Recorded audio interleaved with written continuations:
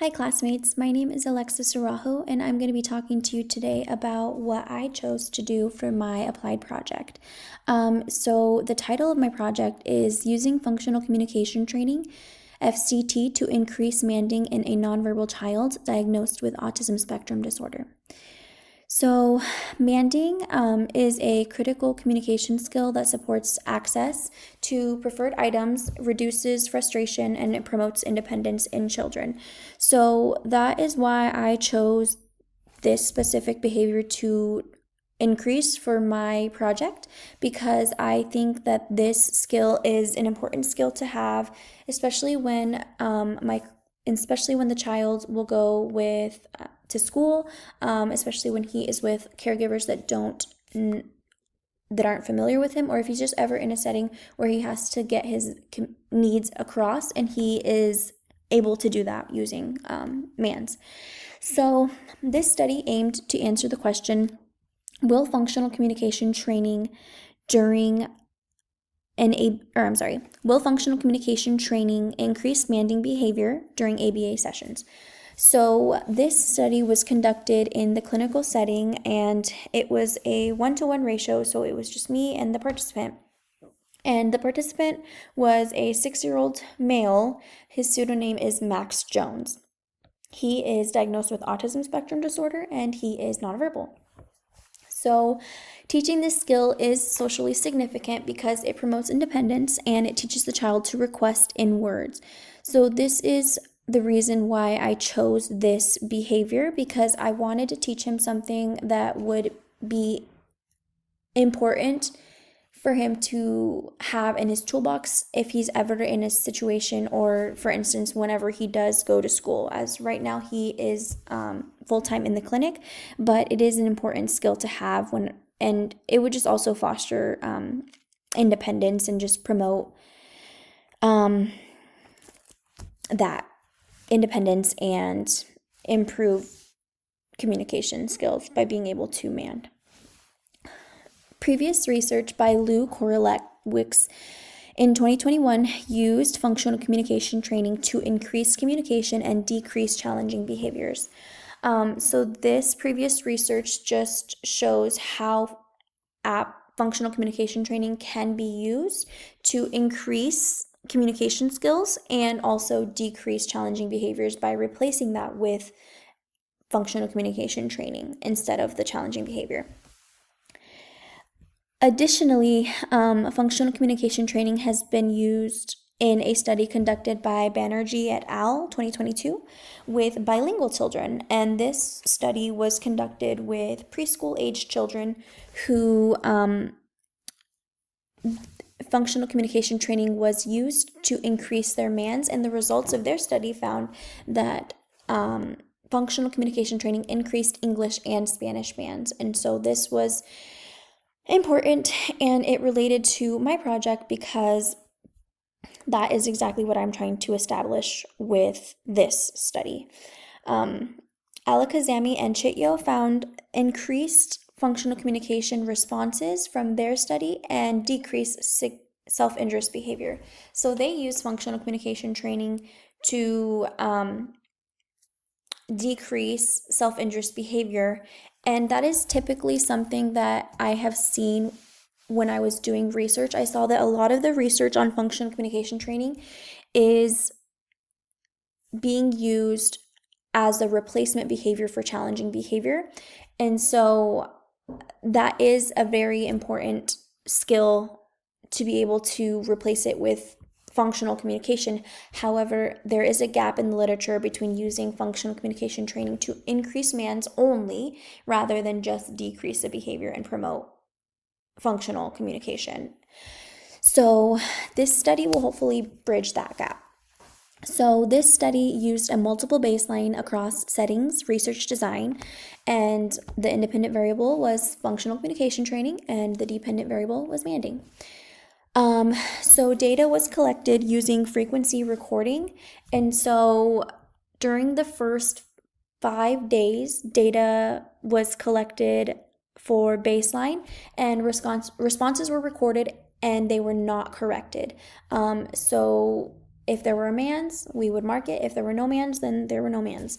So for the puzzle room, the classroom, and the pretend play room, I will go in during the results section and kind of explain that, but there were 3 settings that I was taking baseline data in, and I staggered which date to introduce the intervention. So the puzzle room was the first setting, and so the intervention was introduced on April 13th, and then the intervention was introduced in the classroom on April 14th, and then on April 15th, that's when the intervention was introduced in the pretend playroom.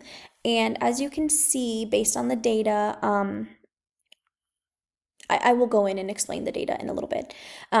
So during the intervention phase, there were contrived opportunities with preferred items, and these items were kind of contrived to where Max had to manned in order to gain access to the item. And so the contrived opportunities were to evoke a manned independently from Max, and then if needed, we used least to most prompting. So the results of this study found that for baseline for each room, you can see in the puzzle room the highest number of mans were on day 4, and there were 4 mans. So that is the highest number of mans that he had during those 5 days of baseline. His baseline is 4 mans. And then in the in the classroom, the highest number of mans were 3. And in pretend play, the highest number of mans were also 3. So it looks like during baseline, there were lower numbers. And so as you can see, after implementing the intervention in the puzzle room, you see an increasing trend. On the first day, he already had 6 independent mans, and independent mans were counted and prompted mans were also counted. However, we use least to most prompting, so I would first show the item and then see if he could independently do it, and then if he needed additional prompting, I would full verbal prompt him and then partial verbal prompt, and the prompts were faded as the session interval went on. And so you can see in the puzzle room, during the intervention, the highest number of mans he got was 10 in the puzzle room, which is astronomically different than 4. So as you can see, you see an increasing trend, and that is important because it shows me that the intervention was working in the puzzle room. So then moving on to the classroom, you also see an increasing trend with 11 mans being the highest number of mans during the intervention phase.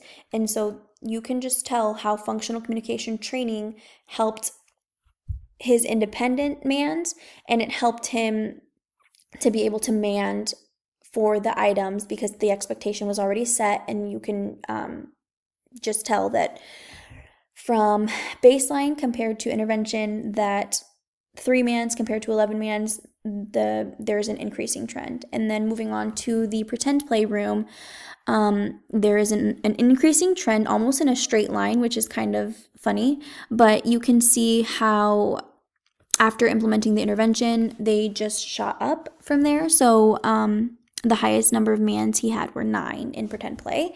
And so the mans were also contrived based off of each room. So preferred items were specific to that room. And so I just took whatever items I knew he loved from those rooms, and then I kept them with me. And then that is how he gained access to those items. So the data can be different in each room, and it is different in each room. His favorite room is the puzzle room, and as you can tell, that is where he had the highest number of mans. So it is just based on the results, functional communication training improved the frequency of independent mans emitted by Max, which shows that this intervention is working for this to increase the dependent variable, which is Manding. So, for the discussion, functional communication training can be used to increase age appropriate commands in children.